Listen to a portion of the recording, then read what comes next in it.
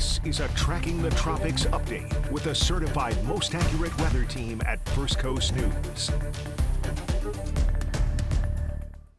Hi everyone, I'm Meteorologist Lee Southwick bringing you a quick update on the tropics. We have a medium chance of a tropical or subtropical depression forming this weekend or early next week. So whether it develops or not, we're still expecting the same impacts to our weather over the next couple of days. Widespread rain possible today. We have a weather impact alert in effect for that risk of localized flooding from 2 until 8 p.m. And then again on Thursday and Friday. As we head into the weekend, we'll watch out for that possibility of tropical development. I am diving into all of this right now on First Coast News Plus. We are streaming there, so make sure to join me right now. I'll see you over there. This is a Tracking the Tropics update with a certified most accurate weather team at First Coast News.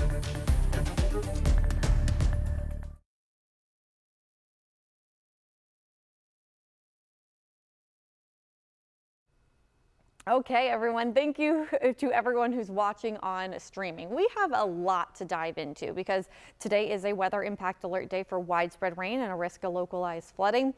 Of course, though, all eyes on the tropics. So we're going to talk about all of it, but we are starting with the tropics. We do have a medium chance of tropical formation in the coming days. So this is going to be over the weekend or into early next week, that medium chance. Not developing in the next 2 days, 0% chance on that, but a 40% for weekend into early next week. Let's take this full screen. I'm going to walk over to the chroma key, the green screen, and point some stuff out to you.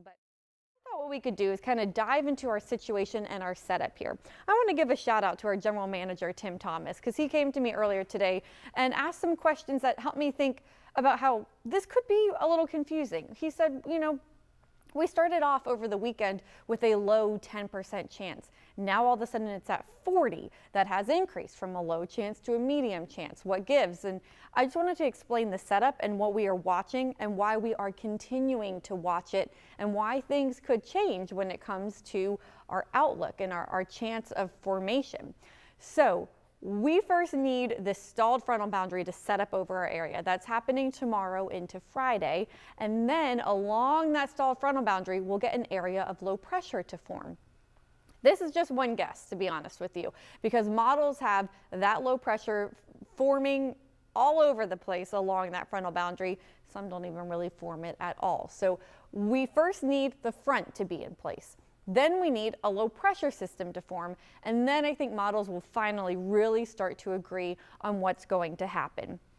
I will let you know that some models have started to agree on a low pressure system forming out here in the Atlantic.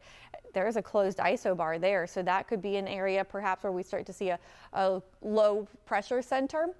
If it forms out here over the weekend, Friday into Saturday, that could actually drag some drier air into our area. It could also increase those wind speeds for coastal wind speeds. So we might get a little bit breezier Friday night into Saturday if this actually sets up.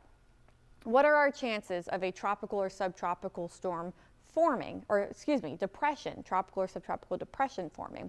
We need a couple of ingredients. We need warm waters, and the waters are warm enough. Generally speaking, you need waters of about 80 degrees, and off the coast, they are sitting in the 80s. So they are warm enough for development. You need low wind shear. Saturday, there's a lot of wind shear out here, but it does start to dissipate and move away on Sunday. So it looks like Sunday would be a more favorable day for development when we are strictly looking at wind shear. What about Saharan dust? Saharan dust inhibits anything from forming. Unfortunately, there's not a lot of dust out there, so that's actually a little bit more conducive for tropical development. So right now we have the warm waters, that's conducive for development. The low dust, that's conducive for development. The wind shear is there on Saturday, which tears apart tropical systems. We like wind shear, but it does disappear on Sunday, and so then all the environmental factors will be a bit more conducive for something to form. So again, it's going to form along that frontal boundary there. That area of low pressure sets up right now likely out in the Atlantic, but we can't rule it out into the Gulf. That is why that area, that orange blob, it's an area of possible development, does extend into the Gulf, because occasionally a model or two wants to form something over in the Gulf. But as I mentioned to you all, just for full transparency, more of the models showing if anything develops, it would be out into the Atlantic. Whether it forms or not, we still have a lot of rain on the way later today and on Thursday. And we'll still see thunderstorms around on Friday too. And that when it develops, that could really impact our wind speeds. It's more of the wind speeds, a coastal flooding risk that we'll have to watch out for. And right now, the coastal flood risk looks very low. So all mostly positive things for us. So I don't want anyone to be scared. It's just something that we are watching, but it's nothing to be too concerned about.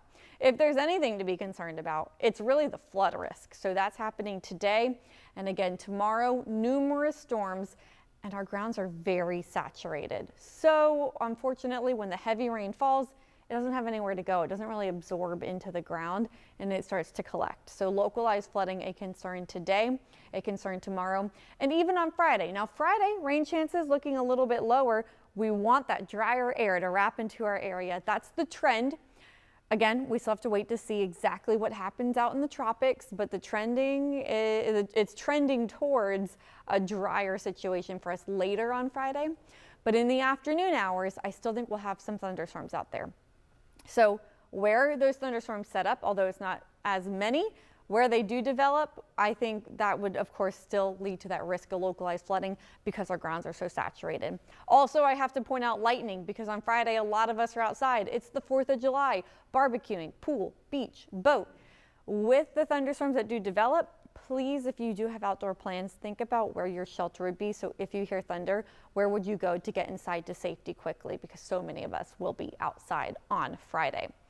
Right now, so I mentioned today is a weather impact alert day. It really kicks off in about an hour, a little less than an hour now, at 2 o'clock. That's when we're gonna have bigger thunderstorms starting to form. But already the rain kind of spreading out a little bit more widespread the farther south you go. So more rounds of rain across Putnam County, moving into Palatka. More of this crossing over Flagler, kind of heading towards Marineland now. St. Augustine, you just had a little bit of rain in the area. More rain on the way. And then also up into the Jacksonville, Duval County areas. We've had some showers near Oakleaf and Orange Park. We also had a little shower near Jacksonville Beach. So notice these tiny little showers out there that we'll have to continue to watch for. Inland spots, places like Lake City, really that I-75, I-10 interchange area, some showers over there. More of this moving off to the east. And so it's crossing through our inland areas, and they are scattered right now, kind of becoming a bit more numerous. What about southeast Georgia? Not as much, but we still have a little bit of shower activity popping up here and there across southeast Georgia.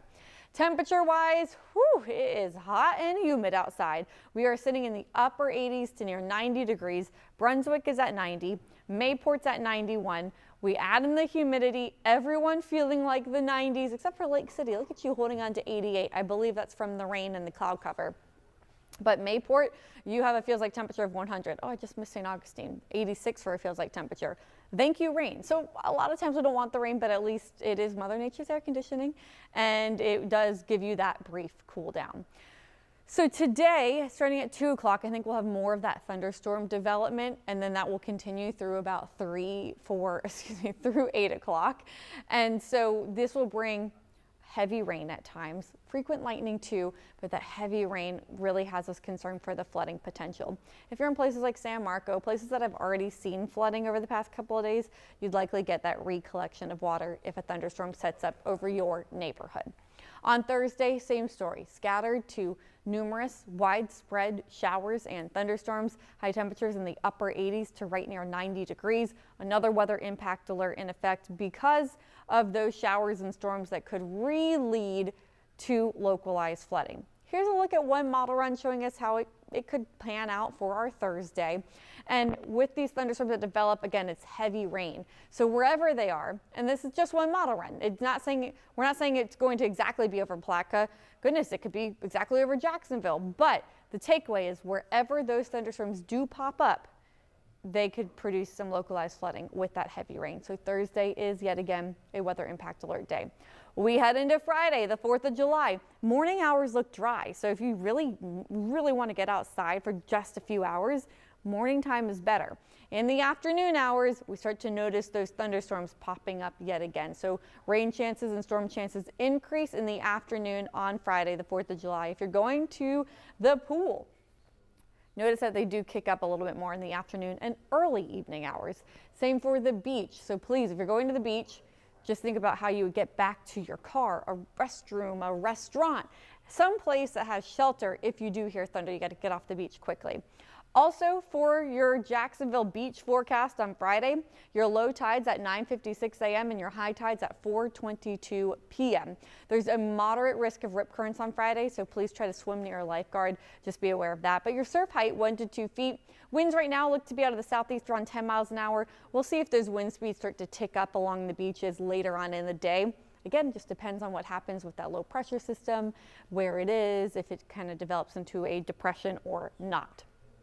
Then, as we've been talking about the good news, looks like it'd be a little bit drier in the evening. So for fireworks, looks more promising. I won't say we're going to be completely dry. We probably will have a thunderstorm or two out there still lingering around sunset, which is at 8:33 p.m. And a lot of fireworks go off at 9 o'clock. We could have some of Mother Nature's fireworks. That's lightning.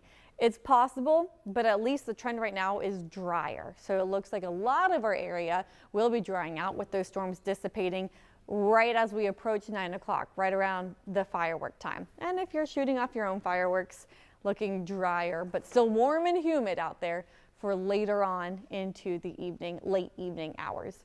Here's a look at your most accurate 7-day forecast. So again, as mentioned, we have weather impact alert days in effect for all 3 days.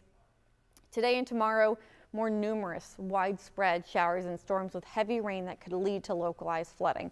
And then on Friday, afternoon storms that could lead to localized flooding, and the lightning threat is a concern with how many of us will be outside, but in the evening it does look like we might dry out a bit.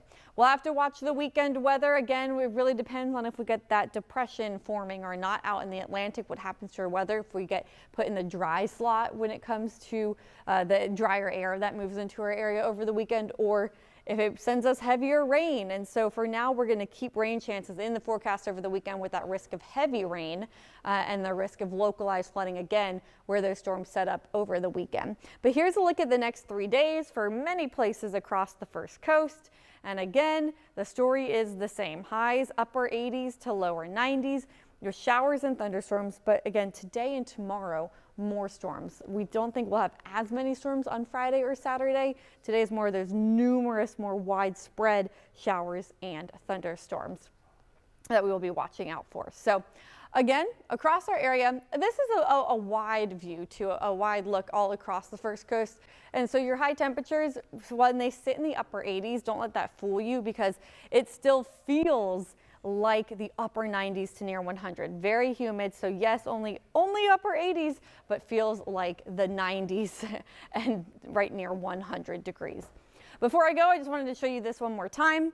We have a medium chance of tropical development. This is what we've been watching closely. So the takeaway, maybe a tropical or subtropical depression will form over the weekend or early next week.